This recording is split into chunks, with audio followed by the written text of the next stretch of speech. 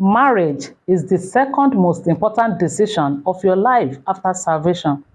So before you say I do, you need to say, Lord, is it you? Today, I will give you 5 prayer points that can save you from heartbreak and align you with God's best. If you are new here, please subscribe and join the family. Prayer should not be the last thing in your life. In anything, any step that you want to take in life, prayer should be number 1. Prayer is asking divinity to intervene in your matter. Before you take any steps at all, please ask God. He's the Alpha and Omega. He already knows how your journey will end before you even start. So the prayer point number 1 is that you pray for discernment. Discernment is the ability to make good judgments about people. Ability to make good judgment about the quality of somebody or something. That's why James chapter 1 verse 5 says, if any one of you lack wisdom, let him ask God that giveth liberally. So you ask God for wisdom.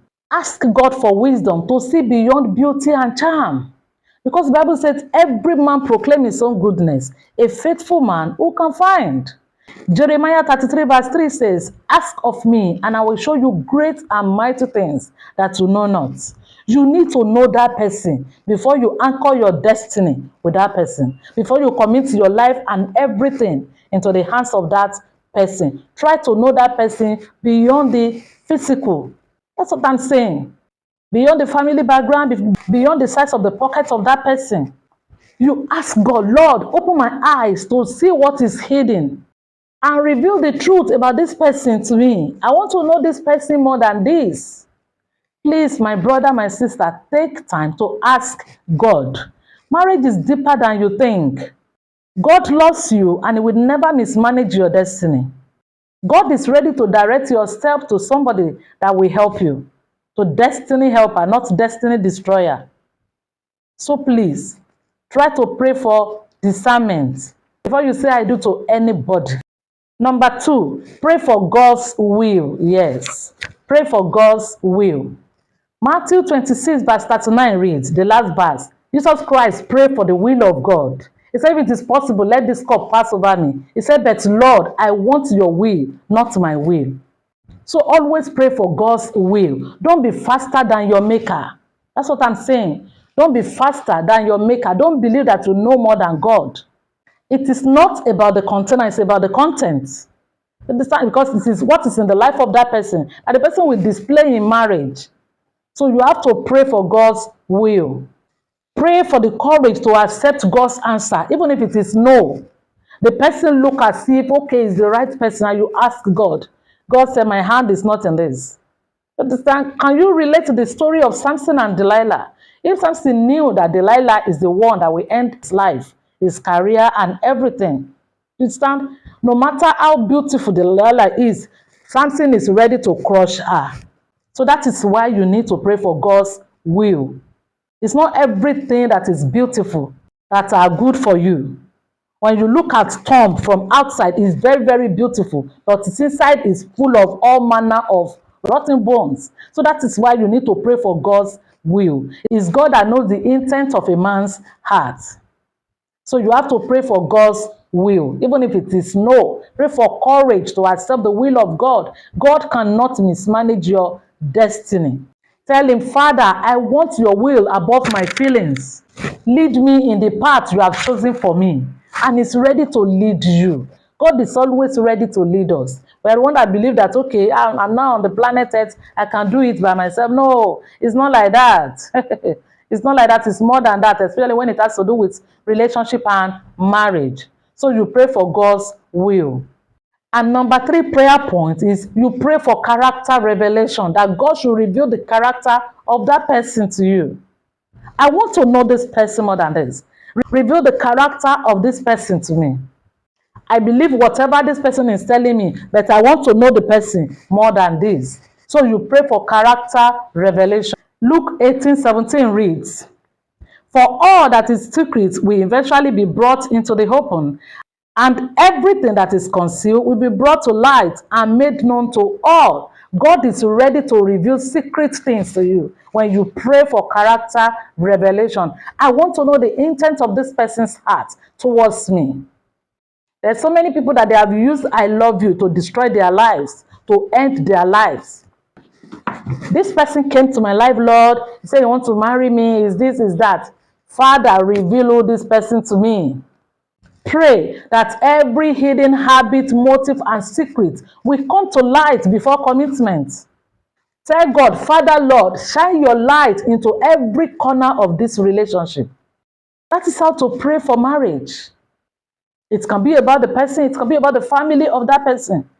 God can reveal some things to you that we need to prepare ahead. That's how to pray. When you ask God, He's ready to reveal it to you. Not only that the person has come, the only thing that you are doing is to be carrying yourself from one place to the other. You don't pray.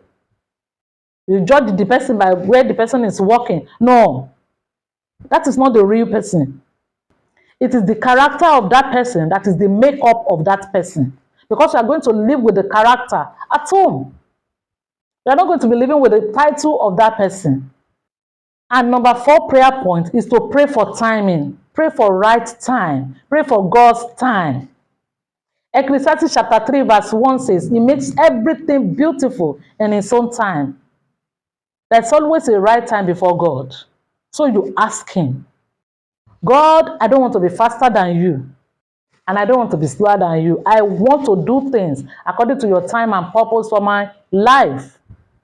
I had the story of a lady, the way she planned her life, this and that. Okay, by 25, I just have to be married. So by 25, I must be in my husband's house. Okay, no problem. She was a very good lady. Understand? So at 25, she finished her school on time and everything. So by 25, God answered her prayer. So she said, okay, by 25, I want to be married. Before 30 years, I want to finish giving birth so that I can be able to take care of myself, maintain my body. So she already planned that time.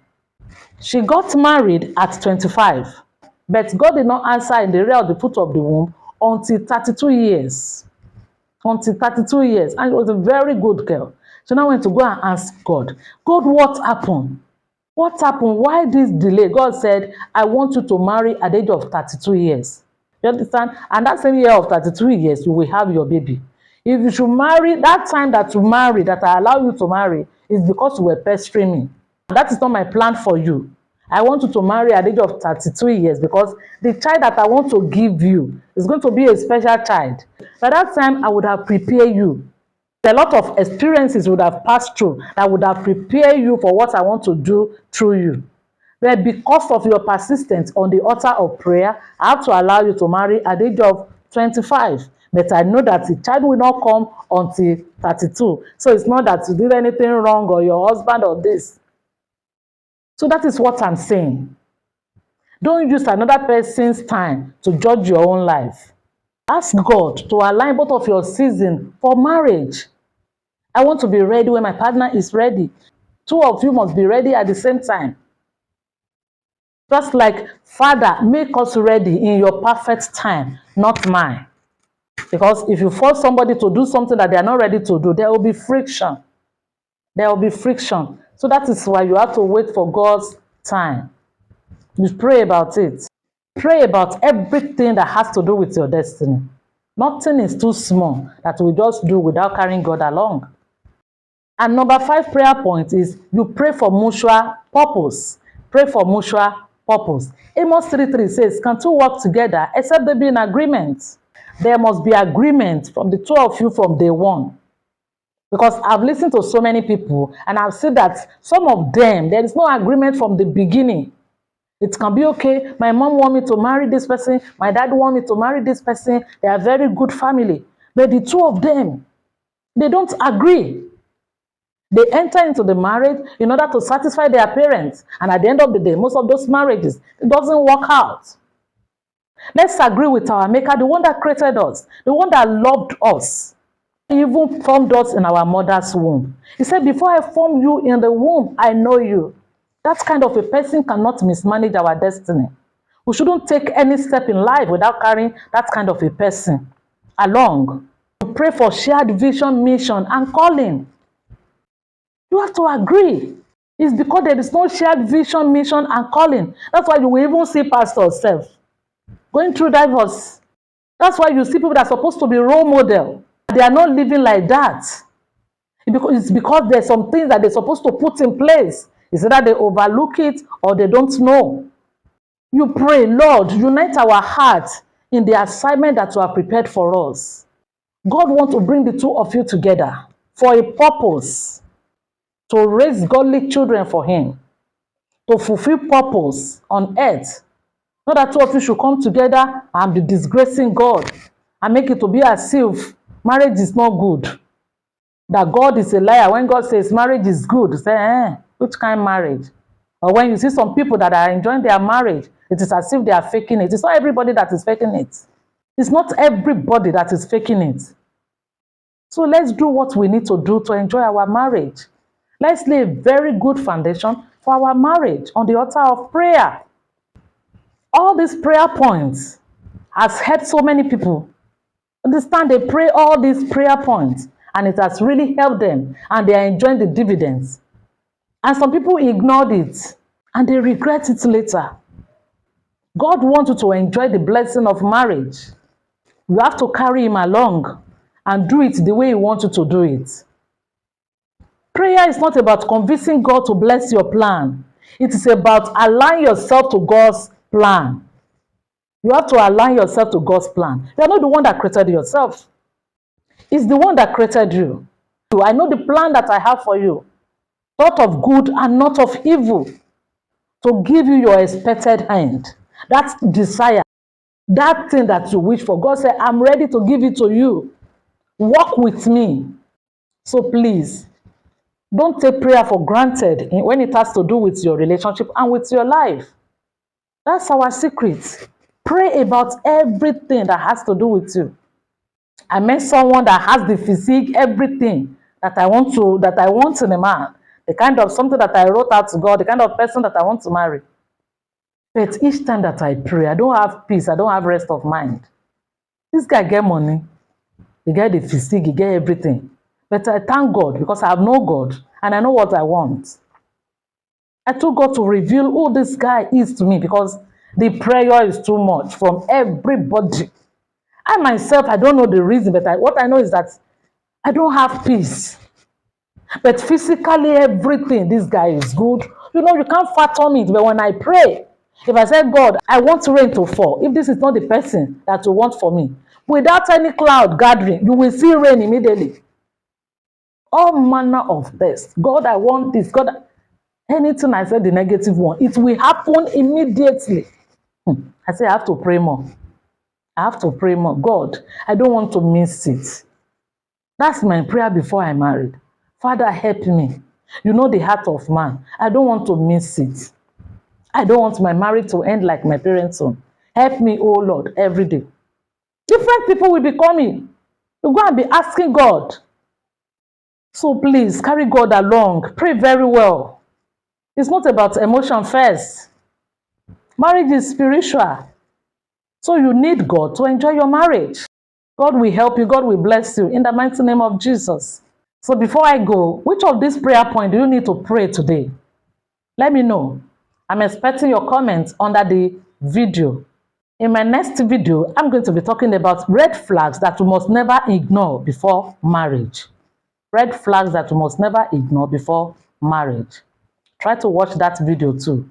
If you have not subscribed, what are you waiting for? Please, I'm begging you, subscribe, like, share, and also comment under the video again. As you do so, I pray that you will not miss it maritally in the mighty name of Jesus. Maybe you've married, I don't know all these things before marriage. God of Abraham, Isaac, and Jacob that created you will restore you back in the mighty name of Jesus. It will visit you and turn things around for you in the mighty name of Jesus. And for the singles at home, your marriage, your relationship will reflect the glory of God in the name of Jesus.